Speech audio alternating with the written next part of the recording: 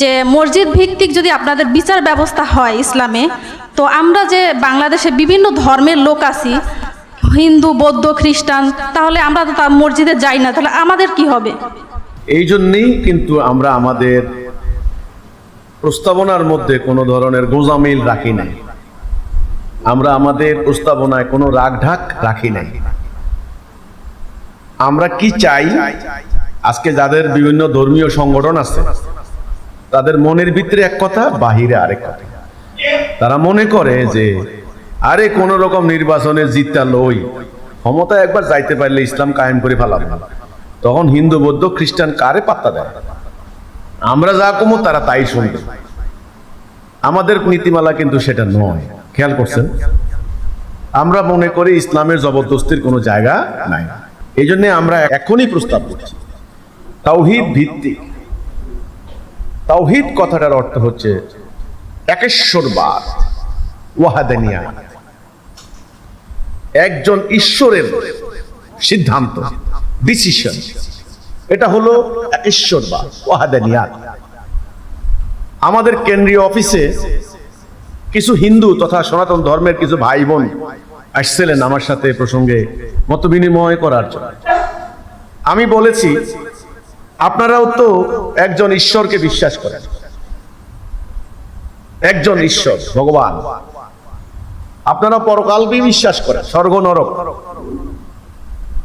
আপনারা ভালো মন্দ, ধর্ম অধর্ম এতে বিশ্বাস করেন। আমরা ফেরেশতা বিশ্বাস করি, আপনারা দেবদেবী বিশ্বাস করেন। তো আমি সেদিকে যাচ্ছি না, এটা তুলনামূলক আলোচনা দিয়ে যাচ্ছি না। তো আপনারা যেহেতু একেশ্বরবাদে বিশ্বাস করেন, একজন ঈশ্বরের কথাই আপনারা মানবেন, আমারও একই প্রস্তাব। আসুন আমি আপনি একজন ঈশ্বরের কথা মানি। ঈশ্বর যুগে যুগে, আমরা যুগে যুগে যুগে যুগে আপনারা বিশ্বাস করেন যে ভারতবর্ষেও অবতার এসেছেন। তা আমরা বলি যুগে যুগে নবী রাসূল আসার ধারাবাহিকতায় শেষ নবী হযরত মুহাম্মদ সাল্লাল্লাহু আলাইহি ওয়াসাল্লাম, ওনার উপরে আল্লাহ যে বিধান দিয়েছেন ওইটাও হলো একজন ঈশ্বরের হুকুম। এটা আপনাকে শান্তি দিবে, আপনাকে ন্যায় বিচার দিবে, আপনাকে সুখ শান্তির মধ্যে রাখবে, যেটা মানুষের তৈরি বিধান রাখতে পারে না।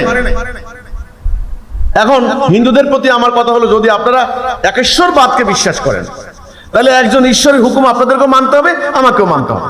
আপনারা মন্দির করছেন, আমরা মসজিদ, আর জন্য খ্রিস্টান মানে গির্জা, তারা করেছেন প্রার্থনা, নামাজ, রোজা, পূজা এগুলি করার জন্য।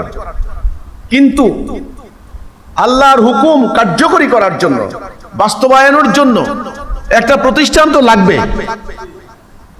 নাকি? সেই প্রতিষ্ঠানগুলিকে আমরা মসজিদ ভিত্তিক কার্যক্রমে করতে চাচ্ছি। এই জন্য বর্তমানে যে মসজিদ আপনি দেখতে পাচ্ছেন শুধু নামাজ সর্বস্ব, আমাদের প্রস্তাবিত নামাজ সর্বস্ব নয়।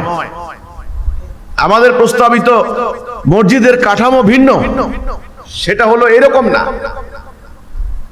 সেটা হচ্ছে একটা মসজিদ মানেই হবে একটা বিচারালয়, একটা মসজিদ মানেই হবে একটা সমস্যার সমাধানের কেন্দ্রবিন্দু, একটা মসজিদ মানেই হবে দান সাদকা, অভাব অনটন দূর করার জন্য একটা সাহায্য সহযোগিতার জায়গা, একটা মসজিদ মানেই হবে নিরাপত্তা দেওয়ার জায়গা, একটা মসজিদ মানেই হবে গবেষণার জায়গা, একটা মসজিদ মানেই একটা হাসপাতালের মতো কাজ, একটা মসজিদ মানেই একটা গবেষণার একটা ল্যাবরেটরির কাজ। অর্থাৎ মসজিদ আজকের যেরকম শুধুমাত্র নামাজ ঘর, ব্যাপারটা ওই রকমের লিমিটেড নয়, ওই লিমিটেড থাকবে না। আমাদের প্রস্তাবিত রাষ্ট্র ব্যবস্থা যদি বইটা পড়েন তাহলে হিন্দুরা বুঝতে পারবেন যে আমরা যে মসজিদের কথা বলছি সেই মসজিদে আপনি ন্যায় বিচারের গ্যারান্টি পাবেন। প্রথম কথা, যদি আপনি ন্যায় বিচার চান তাহলে এই ব্যবস্থা আমরা কায়েম করতে চাচ্ছি। দুই, আপনার খাদ্যের অভাব, বস্ত্রের অভাব, চিকিৎসার অভাব, আপনার মৌলিক মানবিক প্রয়োজনীয়তা যেগুলি বেসিক নিডস, যেগুলো আপনি বলেন হিউম্যান রাইট, সেগুলো আপনি পাবেন হলো মসজিদ ভিত্তিক কার্যক্রমে। সেই ব্যবস্থা আমরা করব। আপনি যে মহল্লা থাকেন সেখানে আপনার নিরাপত্তা ব্যবস্থা, আপনার সিকিউরিটির ব্যবস্থা, আপনার নারীদের ইজ্জতের ব্যবস্থা, নিরাপত্তার ব্যবস্থা, সেগুলি মসজিদ ভিত্তিক কার্যক্রমের অংশ। আপনি বলতে পারেন সেটা কেন? কারণ ওই একেশ্বরবাদ একজন ঈশ্বরের হুকুম বাস্তবায়নের জায়গা। কিন্তু এখন যেটা ইউনিয়ন পরিষদ করছে, অন্যান্য কার্যক্রম করছে, সেখানে সেটা নিশ্চয়তা দিতে পারে নাই। তো এখন আমি যদি আপনাকে সেটা নিশ্চয়তা দিতে পারি, তাহলে আপনার তো আপত্তি থাকার কথা না। আপনারা তো মন্দির ভিত্তিক, গির্জা ভিত্তিক এই ধরনের তো নিশ্চয়তা দিতে পারেননি, আমি দিলাম।